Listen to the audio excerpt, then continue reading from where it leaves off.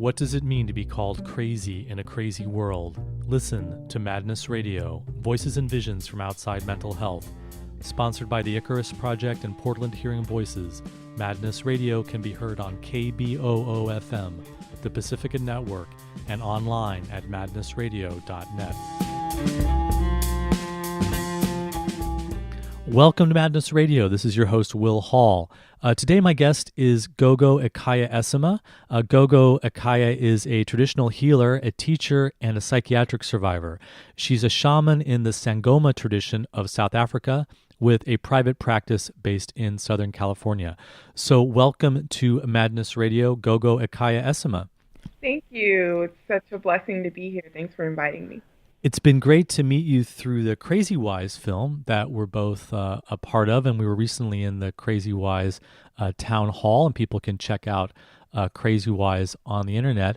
And the topic is, I think, of great interest to listeners, the idea that what gets called a psychiatric crisis or a mental illness might actually be the signs of initiation into being a shaman or a traditional healer, having some kind of positive role to play as a healer and teacher in the community. So I'm really interested to have you on the show. And I should also mention that Madness Radio is now a affiliate radio show of Mad in America Radio.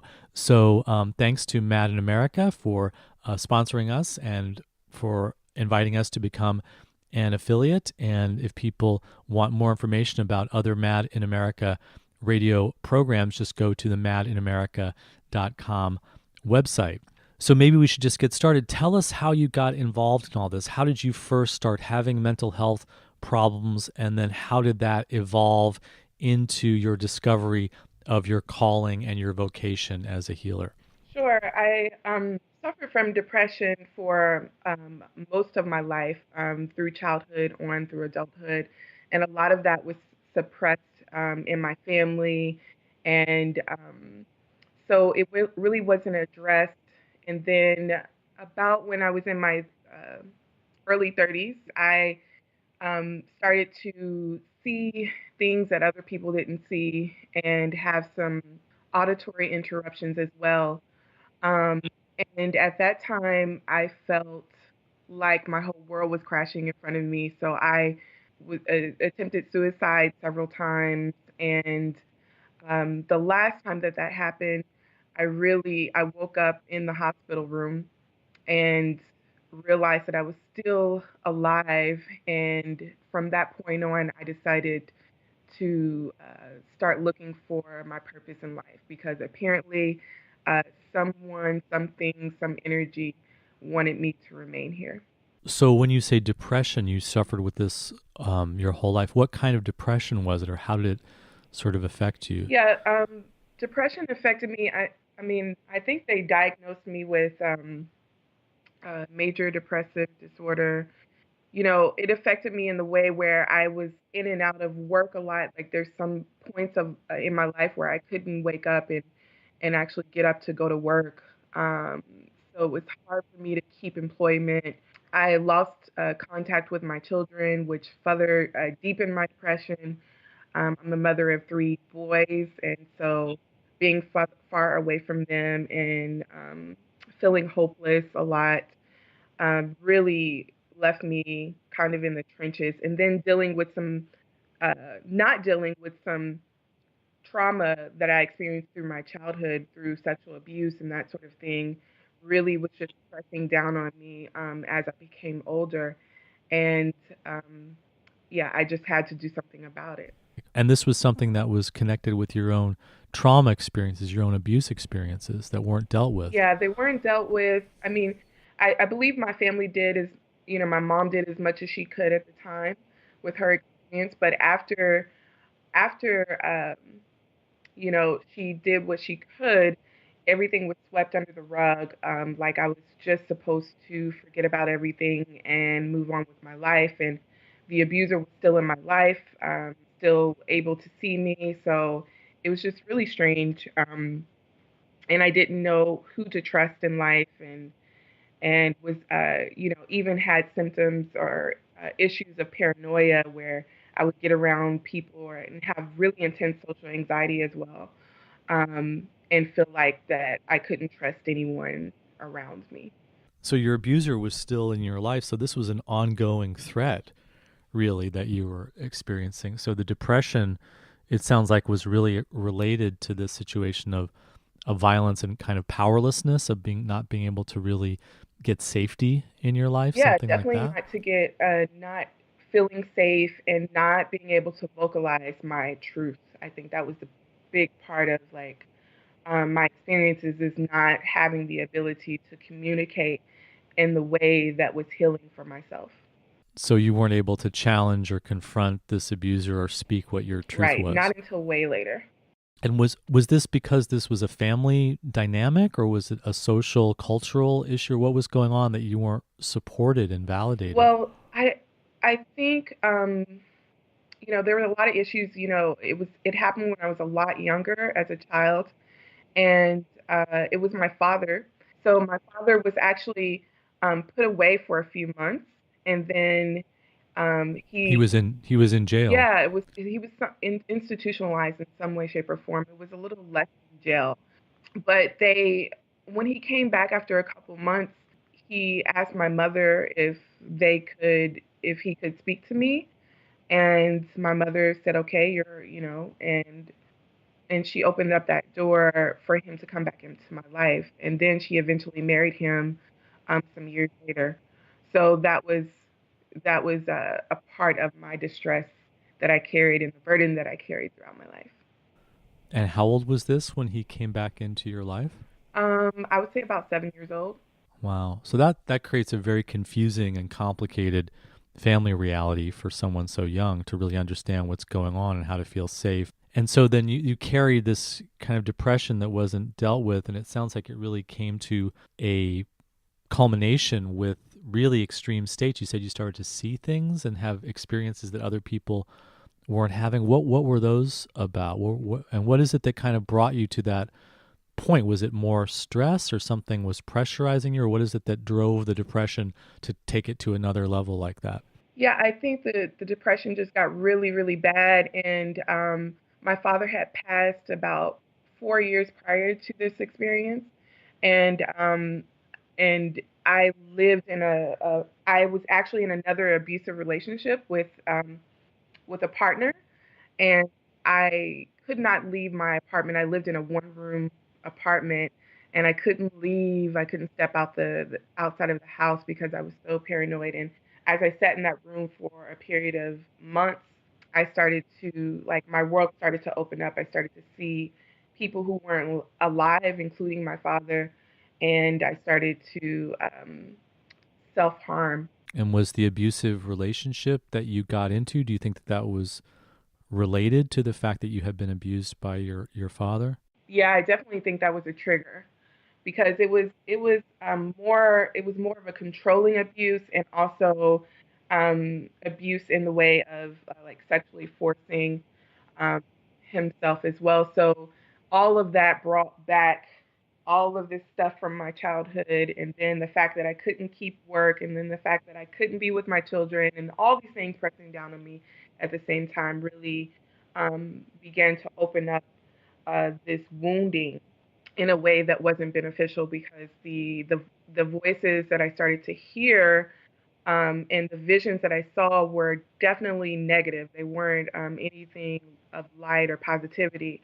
And I would hear voices that would tell me to cut myself or that I needed to die and all of those things. So you're starting to have these very scary negative experiences, and at the same time you describe it as an opening. So was it somehow an opening to an other realm, a spiritual realm? Because I think that you have a framing of this that maybe is different than a lot of the trauma therapies would say, oh, these are symptoms of flashbacks and trauma, but you're sort of taking it a little bit differently, that it's negative, but at the same time it's also kind of an opening to other realms of reality. Is that right? Yes, it definitely was an opening. And now that I look back on it in retrospect, at the time I didn't quite understand, but it was definitely an opening of these gifts that I had to see into other worlds. but at the time, it definitely felt very opposite than a gift. It was torture. And so, and I know that a lot of people have experiences where their energy is very heightened, and they have experiences of feeling that we're all connected and that we're all one and all of these things. And I think that is part of the light. And then my experience was more a part of seeing the darkness. So we're going to come back to this because in working with a lot of people who have what are called spiritual emergence or shamanic initiation or spiritual opening processes, this is really such the central issue. How do you sort out the negative and the positive? How do you sort out the trauma from the gift? So we're going to come back to this because this is a really key piece of the whole question that we're exploring. And I also think it's really interesting and significant about what you say, that you weren't in a kind of like a manic, so-called expanded state where things were positive and excited and inspiring. You're in kind of this dark, paranoid place. You're really sort of disconnecting into these very negative energies. And some of the literature around spiritual emergence, some of the approaches that have come from Stan and Christina Groff, for example, would kind of say, well, these are the really psychotic people. These are the ones who are having these paranoid, negative experiences. They're not really having spiritual emergence, but actually you were, and you were able to navigate that. And so I think this is a very interesting question, how you took this negative seeming energy and then transformed it into the gift. So we're going to get into that. So tell us about, it sounds like the breaking point was really the suicide attempts. You reached a point where these visions and these voices and this paranoia really drove you to attempt suicide, and then you wake up in the hospital and you're alive. And was that the turning point that you started to take charge of things and start to really move in a direction to kind of find out what you needed for yourself? Yes, that was absolutely the turning point. And while I was unconscious for that time for a couple days, I really think, Can I ask you what was it that you take pills, or what was it that was the suicide attempt? yeah, I took a bottle of my one of my antipsychotics. It's heartbreaking. I hear this so much that people they go home from the hospital or they get their prescription and then they've got the means right there that's been given to them by the mental health system for attempting suicide. And so you took a lethal dose, but you woke up. Why is it that, did you just get lucky, or did someone find you, or what is it that happened that you were able to survive that? Yeah, I was I passed out outside, um, and so there was somebody that was able to find me and take me in. Do you think there was a part of you that wanted to live, that maybe you were in so much pain that, you know, some part of you wanted to die, but there was still at least a little part of you that wanted to survive, and so you ended up being outside, or something kind of was taking care of you, a part of you was taking care of you? Absolutely, absolutely. I think there was a part of me. There was something that wanted to live, but so much of my experiences, I was just I felt like that it was too much to handle to be in this world. Was there a point at which it got too much? Do you remember that point that was kind of, okay, this is it. I can't go anymore. I have to try and end my life. Yeah, right. I think right before that, like I was hospitalized for a couple months, and then I was released into a homeless shelter. Got homeless shelter and started to experience these things again. And I called the nurse actually that was helping me in the psychiatric ward, and she said, just come back because the situation was really hostile, and I'd never been in a homeless shelter like that, and it was in New York City, and I felt really unsafe, and I started to feel paranoid and all those things again. And she told me to come back, but the when I went back, the admitting psychiatrist didn't believe me, like didn't believe my experiences, and he pretty much told me that he didn't believe me, and told me to leave. He told you he didn't believe that you were suffering so much and that you were in such an extreme place. Right, and he told me to leave. Wow. That feels like a real betrayal. That would be really upsetting for anybody, I think. Yeah, and then so I walked out, and I was on my way home, and I decided that I was going to take the bottle of pills at that time. So the kind of the mistreatment was sort of the trigger, the way in which you got this mixed message. One professional says come in, and the other one says no, no, no, I don't believe you, that you're really suffering. We're not going to actually help you. That must have felt like a real betrayal. Yeah, and I was just so over the in and out all the time, and not feeling like things were working. I know also that a lot of traditions talk about death being a teacher, because you really confronted your own death in a sense. You were right there at the edge of the abyss. Do you think that was part of the turning point, was having that encounter with death? Yes, I know that was a turning point, and in shamanism, we call it the dark night of the soul.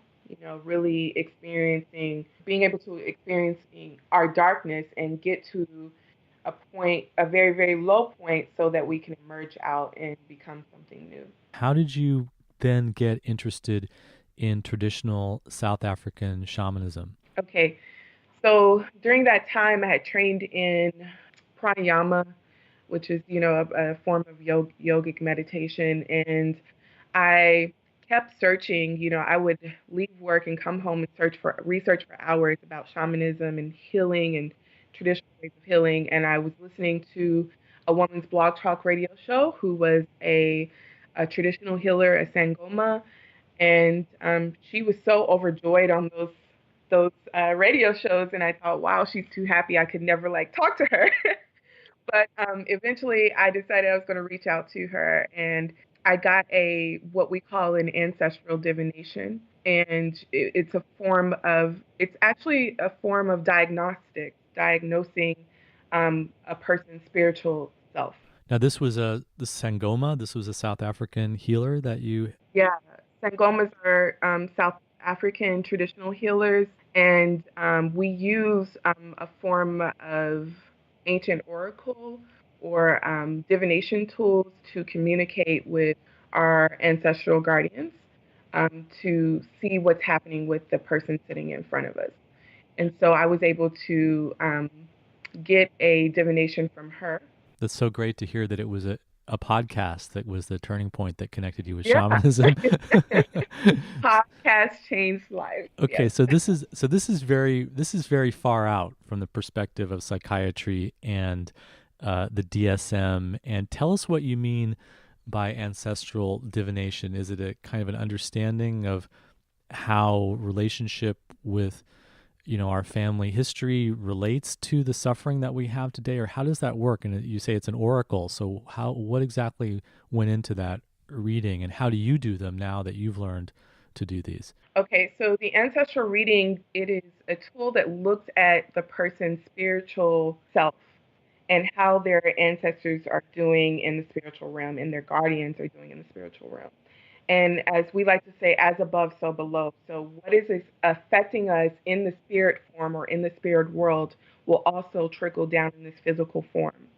And so we believe as Sangomas that a lot of our imbalances, or what people call, mental illness, things like that, or psychosis, may come from something that's happening in the spiritual realm. And I like to make this analogy, like when people go to the doctor and they sit in front of the doctor, the doctor asks them a list of questions like, what's your father's history and what's your mother's history? And do you have cancer on this side or do you have this on that side? And it's the same thing with the ancestral divination, but the, the person sitting in front of us getting the consultation, they don't say anything about themselves. So we actually just get their name and their father's last name and their mother's last name, and then we go into a trance state to pull information from the spiritual realm and talk to the people about their ancestors. In African traditions, we believe that our ancestors are an essential part of how we work in this lifetime because we share their blood. So no difference from going to the doctor and saying likely that I could get cancer because everybody on my mother's side had it.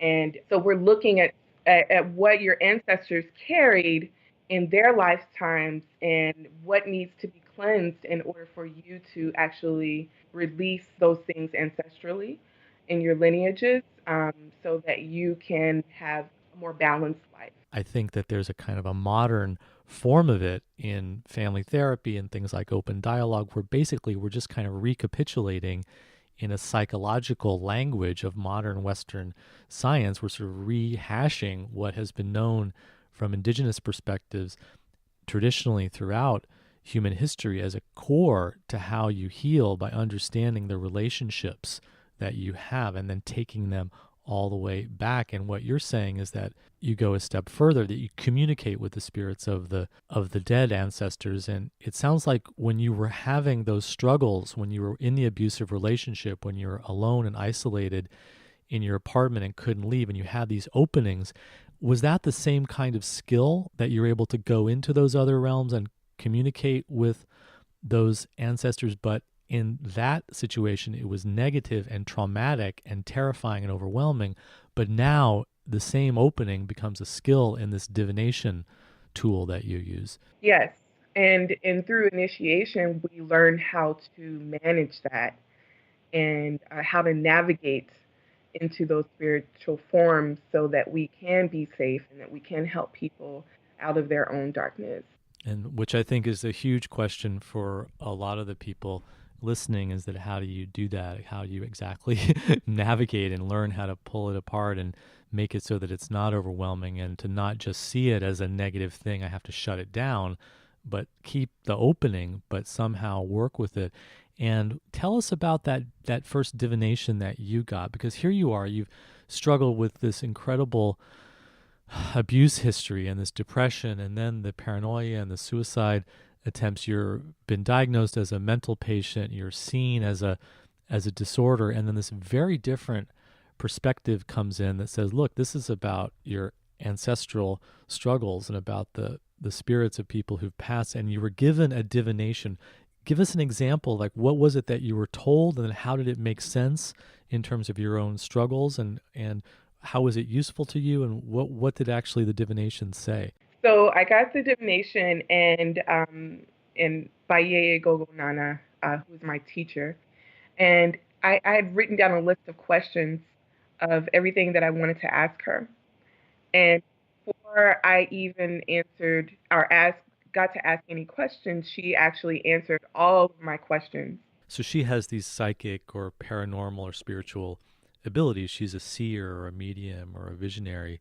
And what were some of the questions that you got answered? Well, one of the questions is that I had written down is I knew that there was like an ancestor in my home, a spirit in my home that I was seeing, and I just wanted her to acknowledge or confirm, or if she knew anything about it. And so I had that question written down, and she, without hesitation, said, "You know, you have an energy in your home, and it's your father, and he did this to you." And she didn't know me from anyone else, and she only asked me my name. So read my life from childhood to that present moment, and was very detail oriented in everything that she described. And one of my last questions that I had written down is was I supposed to have some sort of shamanic training or initiation? And she at the end she said, you're supposed to be doing what I'm doing. You have a calling, a spiritual calling to become a priestess or a shaman or a healer. And I know from that point I was just in tears because it so resonated with my spirit, and she was on point about everything that I experienced. And she, when I first met her, she told me that I wasn't crazy, which was amazing because from everybody else, it looked like, or family and friends, and, and being in the hospital, everybody was telling me that I was. And so she was the first person outside of the peer world that told me that I wasn't. That goes a long way for building trust, telling a person that you're not crazy. Just for everybody out there listening, that's one of the key things that you need to be doing if you want to actually connect and relate to people. And it sounds like one of the key things was how it resonated with you. But I also know that there are situations where someone goes to a psychic, or they go to a healer, or they go to a shaman, and then the person really isn't honest, or the person is unscrupulous. There are those shamans, healers out there. So what do you think was the difference? How is it that you were able to find and connect and feel good about someone and have a good experience? And what kind of advice or guidance would you give people to finding someone that they really have a good connection with? Because people are often very vulnerable. They can be really taken advantage of and really exploited. So why do you think it worked for you when it might not work for someone else? And what would you give as advice for someone who does want to start exploring this world? Yeah, for me, I felt like I was definitely guided intuitively and by my ancestral guardians to get to her. But there was also a deep connection. It took me a while to actually go to her, but I listened to her blog talk radios and I knew that she had a story just like mine. She is also a peer herself. She had experienced abuse in her life, and so we had stories that were relatable. And I think that was the biggest connection that, I could see myself in her. Were you sort of checking her out when she would tell her personal stories? Was that allowed you to sort of see whether you could trust her or not? Because I think that's a big part of what we teach in the peer movement, is that disclosure and being open about who we are is what allows us to get a sense of somebody and start to trust them, rather than having this kind of wall up that the person is hiding behind as a professional. And then you have no idea whether to trust them or not. So you just sort of say, well, I guess I better trust you because you have the authority and you have the position and you have the institutional role. But all of your intuitive kind of ability to check somebody out and trust them isn't really operating because they're not disclosing who they are. So was that a key part of why you connected and resonated, do you think? Yeah, that was definitely a key part of how and why I connected with her. And I feel like it's important if someone is going to look for a traditional healer, look at their background, look at their testimonies. Each person should be able to talk to you, on the phone before you actually spend any money. You make sure that it feels right to you and relatable to you in a way that is clear. So for me, her story definitely resonated with my story, and I felt comfortable enough to say yes. And I was a non believer in the sense of spending money on a reading. Like, I would never do that. I just, it wasn't in my processing or thinking, but um, something was really, my divine spirits were really guiding me to get there and get the information from her. So you got this divination, which just really clicks and feels really right on, and she's giving you information that there's no other way she could have gotten because you didn't tell her. How did it help you? Well, after the call, I felt completely liberated. I felt free and confirmed, from everything that I was experiencing. So after a ancestral reading, that's the diagnostic tool that we use, but then there is a sort of prescription. So I had a prescription that I had to follow for 21 days and also to follow up with her for a healing session. And after the 21 days, I went to where she was for my first healing session. I'm curious, what was the prescription that she gave you? I can't go into complete detail with all of it, but it's definitely some cleansing ritual and just things to follow each day for 21 days.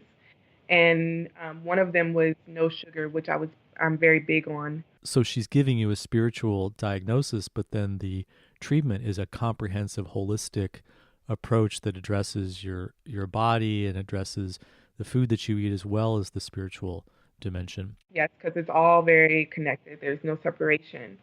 And so, yeah, I was on it for those 21 days, and then I went to go see her for my healing session and had a profound experience there.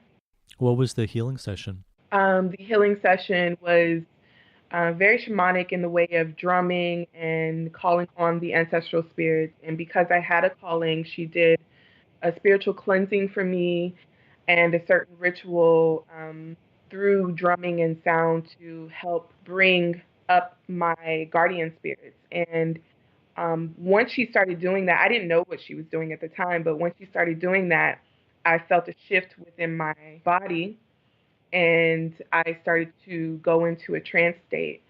And it was a really powerful experience because I felt like I was free to let go, of some of the things that happened to me behind closed doors. when I'm by myself, that someone was actually holding space for that time for me to explore. So I went into that trance space and found the connection with my guardian spirits. And from that time on, I knew that I needed to go into initiation, and I knew that it was going to be my saving grace because it was a really, really powerful experience. Now, you say she was herself a survivor. Did she identify these so-called psychotic experiences that you were having that would have been seen as symptoms? Did she recognize that, okay, the paranoia and the opening and the voices that you had, did she see those as part of your gifts in terms of becoming a healer and a shaman yourself? Yes, she absolutely saw those as my gifts, and she had expressed her experiences with depression and trauma and all those things, but definitely saw that my experiences were not just mental illness. That there was something happening that she could see in the spiritual realm for me that was different. And I must say that everybody that has these experiences do not actually have a calling to initiate into shamanism, shamanic practice. There can be many different reasons for someone to experience these things. It could just be that there are ancestral spirits that need cleansing and help. It could be what we call negative spirit attachment. It could be a whole slew of things. And so that's why we're going into a trance mode, into that divinatory mode to see exactly what's happening with the person. Can you tell us a little bit about that tradition? You say South Africa, and what is it from, and how does it connect to indigenous cultures there? Absolutely. So the Nguni people of South Africa um, are, and there's Xhosa people, Zulu, their whole tribe of people that are medicine people there. And even today, over 70% of the population go to see traditional healers for their physical, emotional, psychological, and spiritual work. Traditional healers, Sangomas, we use a form of trance dance, of drumming, of ceremonial and ritual work to help release, um, to help heal people um, from all kinds of ailments. Tell us about your training. What is it that you needed to do to learn to be a shaman, and how long did it take? And were there times when you felt like you couldn't do it, or it was too hard or too challenging, or what was it that the training involved? So the training involved a lot of things, and I went in very high energy because I felt like that this was going to be, it was a life or death matter for me. Um, and so, looking back at it, I felt like I had a certain amount of resilience that, maybe somebody with those, not those kinds of experience wouldn't have had. It's a very difficult, physically challenging and challenging on all levels. Training. We are to humble ourselves to the earth, so we're always very close to the earth. And initiates go through a certain amount of rituals every day that they must do. There's lots of internal medicine that's taken. There's uh, cleansing all of the time. And your dreams are what really gets you through to the next level. So you have certain dreams, and then your teacher knows that you're ready to go on to the next thing. So in my training, I was able to go into those trance states and learn how to navigate the spiritual world. And through that process, we had challenges where we had to find hidden objects, like someone visiting our house or the house where we were training at, or our teacher would have any object that she wanted, natural or man made, and hide it somewhere outside or inside the house. And part of our training was to build our intuition and tell her exactly what the item was and where it was located. And then we'd had to run and go get it without hesitation and bring it back. And so you learn the aspect of finding missing items. You learn the sacred dances that help you heal and also help others heal. We initiate to certain nature spirits as well. So it's a long and arduous process for some people, but it really depends on your dedication to the process and what your how your dreams are happening. So someone could go in and finish in 6 months as opposed to someone going in and taking 6 years. There's no cut and dry, you sit in the classroom and this is how long it's going to take. It really depends on you and your spirits who are carrying you through. Now I know that there's a lot of things that it wouldn't be appropriate to talk about the training and the tradition and everything. But can you give us an example or a sense of one of these dreams that gave you some guidance and how you interpreted that, or how your teacher helped you interpret that? Yeah, I had to report my dreams every morning once I woke up, journal them and then report them.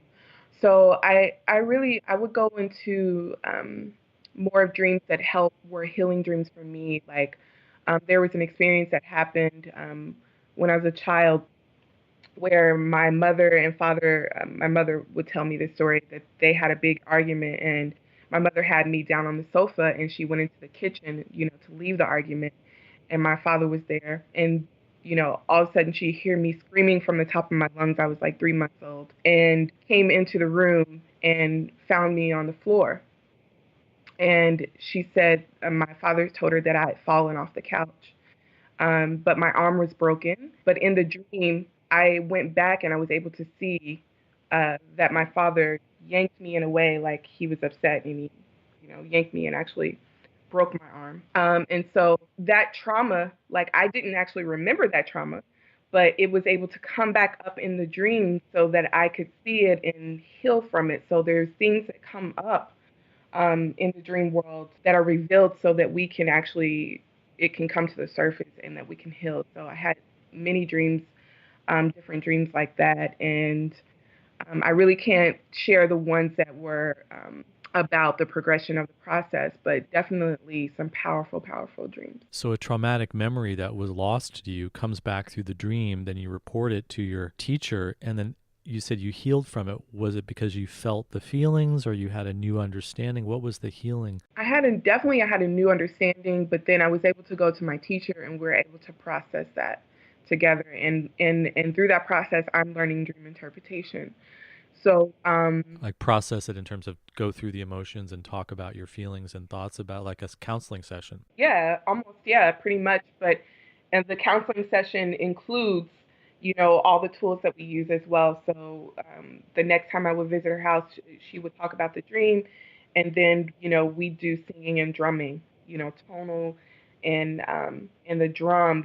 Sangoma means people of the drum. So through that drumming and through that work, I was able to heal and release things that came up on a regular basis. I would visit her every week. This is something that I've seen so much in the people that I work with as well as in myself. I mean, especially if someone seems stuck or they seem like there's not like what's going on here, there's not asking them about a dream, and wow, you just get this huge roadmap. And again, in terms of shamanism in general, dreams are so central to shamanic traditions all over the world. There was something that you mentioned earlier about navigating. Tell us what that means. You say you go into trance, you learn to navigate these spirit realms. Are you using breath? Are you using visualization? Are you using beliefs and practices and the drums? Or how is the navigation work? Because I think this is a lot of where people are interested in shamanism, to be able to protect themselves, to ground themselves, to feel calm and safe and not get overwhelmed and still be able to explore. And that, I think, is the navigation that's missing when someone is overwhelmed by traumatic experiences and they have all these negative visions and voices. And so how does the navigation actually work? What are the skills there? There are definitely specific skills, but I think what is the most helpful part of that is that the constant cleansing of my internal body and my spiritual body so that I could be stronger when I went to those places, because I was going to those places without being under initiation. So under initiation, you have this guardian, which is your teacher, to help you through. And so, really going in and being able to connect with your divine spirits as your anchor, as your protection, and the medicine that is behind you was important. I'm unable to share exactly all the tools, like in the forms of navigating the trance experience, because that is part of initiation. But, the essential part of this was having someone to teach me how to do that, someone to say, okay, this is what you, when you went, let's talk about what happened, what did you see, who did you see, how to identify these spirits, whether it was a nature spirit or whether it was an ancestral guardian, or, what was happening. And one of the practices of what we do is called sniffing out spirit. And it's a ritual that allows us to, if a patient comes, or a person comes to us, we will go into a trance state and are able to point out blockages in their auric body and in their spiritual body and remove illness and sicknesses. So in that spiritual realm, I was able to meet my guardians, connect with them, and to have them be a force, so that when I can come back into this physical form, I'd be able to hold their energy and the power. And when I first started to do this initiation, I would literally pass out on the floor. Like, it was so much energy to just stand up and hold myself up. So a big part of my training was becoming physically equipped to be able to hold all the energy that the guardian spirits carry. Did your body get physically stronger? Do you feel like you got healthier and more athletically fit and stronger as part of this whole process? Absolutely. Yeah. Definitely through the dancing. And, like I said, at first I would pass out. And then, by the end of my training, I was able to dance the spirits and to hold my body up better, and definitely became physically stronger, because there's also certain diet regimens that are important. Nutrition is absolutely very much important. Do you think that's one of the key things about how to differentiate or how to work with those negative energies, is connecting with your body? Because you mentioned before that sometimes people have these spiritual openings that get called mania, and they're a spiritual emergence process, but it's very positive and light and lifted and inspiring and enthusiastic, and the person has a positive message that they're giving to the world. But that wasn't what you went through. And what you went through was more negative, paranoia, frightening, self-harm, suicidal feelings. And what we often are hearing in the spiritual emergence kind of literature is that, well, those people aren't really the ones that are equipped. Those negative experiences aren't really part of spiritual emergence and spiritual awakening. That's really psychosis. But that's what you went through. So what was it that do you think makes the difference in terms of helping people with these negative experiences? Yeah, in shamanism, you have to go into the dark places in order to help to find your light, and to help people to find their own light. And that's all about, you hear about the wounded healer's journey. And to answer your question, yes, being grounded in a way, and having myself come back into my body. So I talked a lot about trance, but there was definitely a lot of work about around grounding and feeling what was happening inside of my body. But when I did get back into my body would shake, or my head would turn different ways. And, some people talk about the Kundalini energy, and how, it can make an arm flail or move, involuntary movements were happening during my Twaza process, because I was just now getting back into my body and feeling it for the first time in a very long time. And so, in my perspective, what was happening was that there were other energies that were attached and taking, kind of using my body in the form of self harm and that sort of thing. So I had to reconnect to my body, absolutely, in order to connect to my divine self and my divine spirit. That's another way that it connects up with somatic approaches to trauma healing in Western psychology. I'm thinking of somatic experiencing, Peter Levine's work, or sensory motor psychotherapy, that these involuntary movements like shaking, it's a release of traumatic energy. It's a part of an unwinding of a discharge of this traumatic energy. And it's a sign that the trauma is actually resolving itself rather than being caught and trapped in the body and then showing up as these symptoms. Absolutely. Yes, and so a lot of that energy releasing was happening in order for my guardian spirits to actually merge with me.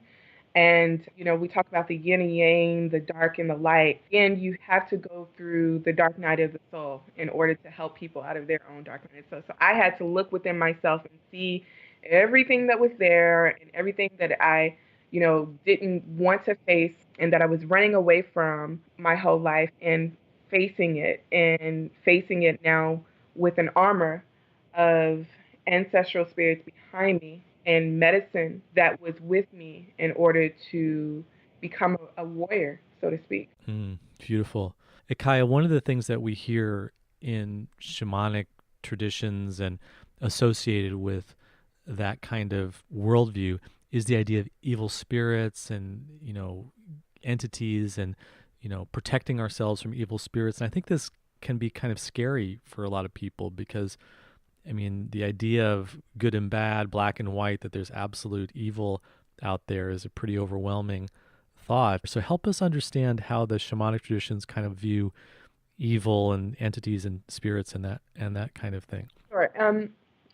I can speak for Sangoma. We definitely have tools and rituals around removing negative entities. And as far as dealing with it on a personal level, there were definitely some very dark things there, like I had mentioned before, but it was about me recognizing what we call, the term used now is the shadow self. I am light, and I have a shadow, I have darkness, and that is all a part of me.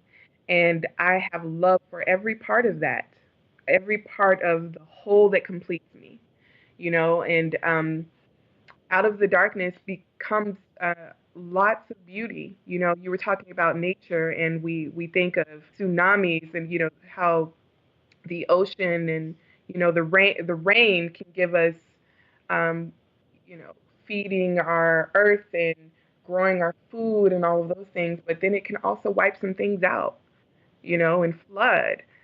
So there's a dynamic and two sides to everything. And being of acceptance of that, even to this day, I'm still working on being acceptance of all the shadow parts of me. And the more that I love them, the more that they become less relevant in my life. So I'm really all about merging the two and acknowledging the fact that yes, we are light workers. We work from light. That's the type of work that I do.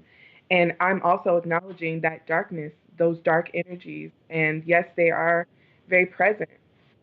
And it is a force in our life. We see it every day. But how do we merge the two and balance the two so that what bothers us and hinders us and blocks us becomes less relevant through working on our fears, because our fears can create so much more of the heaviness. It's so different than the training that psychiatrists have or doctors have. It's a self awareness. It's a looking inside of ourselves and healing ourselves, and that gives us the capacity to understand and reach out and to heal the other. That understanding our own shadow side, helps us to protect from not just, dumping it on the other or expressing it on the other without awareness and consciousness. And that's something that I think Western doctors and Western medicine doesn't do. There's an objective, like, oh, it's not a personal thing. The doctor's personal life or their personal experience doesn't come into this. It's just a technology that they're using. And I think that's very dangerous in the realm of human relationships. I wanted to also ask you about the role of plant spirits.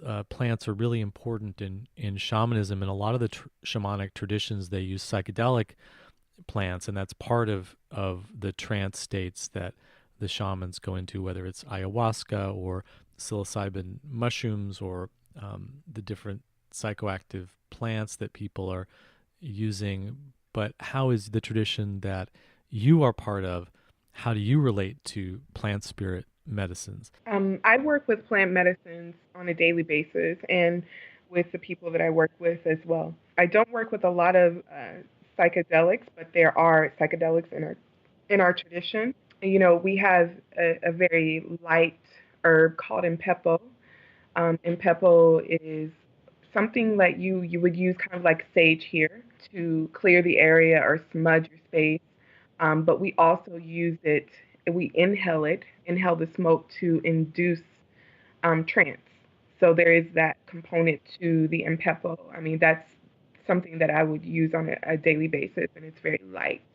But there are over 2,000 medications in South Africa just focused on things dealing with the mind and madness. So there are so many earth medicines that are used, whether you're bathing with them, whether you're steaming with them, whether you drink them and then purge them. We have lots of different purging medicines. So plant medicines are a big part of my work, and I use them personally on a daily basis. Have you found them effective? Do they help you with your own issues of paranoia and depression and these kinds of things you've been struggling with? When I was talking about the bathing, the steaming, and the purging, that is something that I did through my entire training, my entire initiation. And for the upkeep of my own spirit and my mind, I continue to do those on a regular basis to this day. Ekhaya, we don't have a lot of time, but I wanted to ask you one question more just about what kind of advice would you give to someone who maybe is a psychiatric survivor who's been through some really difficult experiences that would get called psychosis from a Western psychiatry perspective and is interested in shamanism and is wondering, well, maybe I have a shamanic calling or maybe this is something that speaks to me. What advice or guidance would you have for them? The advice I would have for them is to seek out a mentor or someone who resonates with your being, check up on them, ask questions, again, look at their testimonies, and go reach out to somebody. A lot of times we like to get on YouTube and look at a whole bunch of videos and do things on our own, but the importance of somebody holding space um, and being able to consult with somebody is so important. It can be any shamanic tradition that you're called to.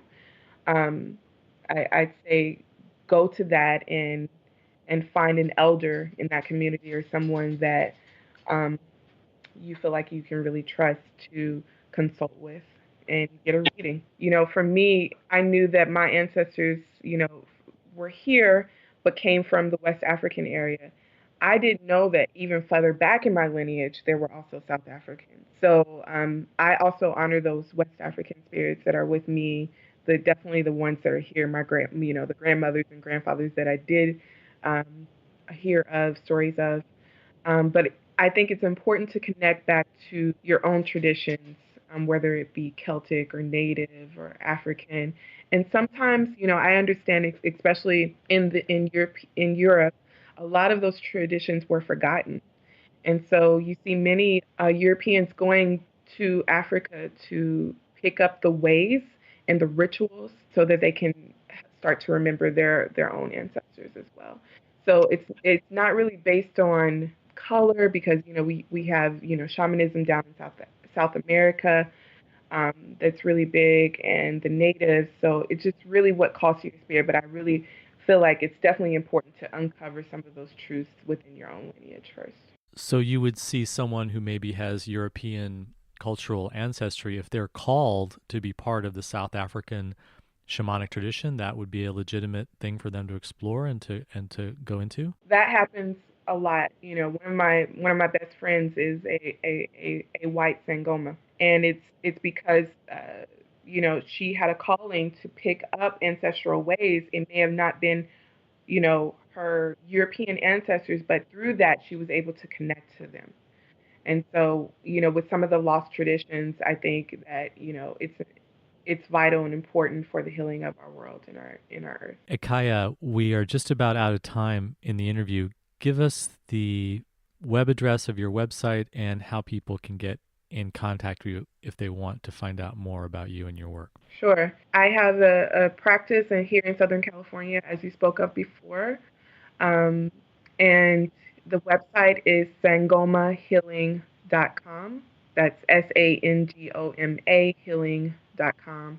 And then I also have a Facebook, Sangoma Healing. Gogo Ekhaya Esima, thank you so much for joining us today on Madness Radio. Thank you so much, Will. It's very nice, and I appreciate and am humbled that you invited me here to speak to your audience. You're doing beautiful work. You've been listening to an interview with Gogo Ekhaya Esima. Gogo Ekhaya is a traditional healer, teacher, and psychiatric survivor.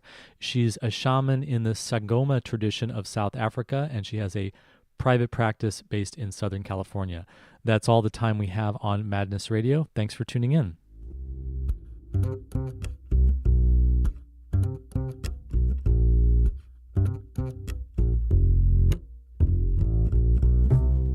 You've been listening to Madness Radio, Voices and Visions from Outside Mental Health. Madness Radio is sponsored by the Icarus Project and Portland Hearing Voices. Host is Will Hall and producer is Nina Packabush. Madness Radio can be heard on KBOO-FM and the Pacifica Network, and shows are archived online at madnessradio.net.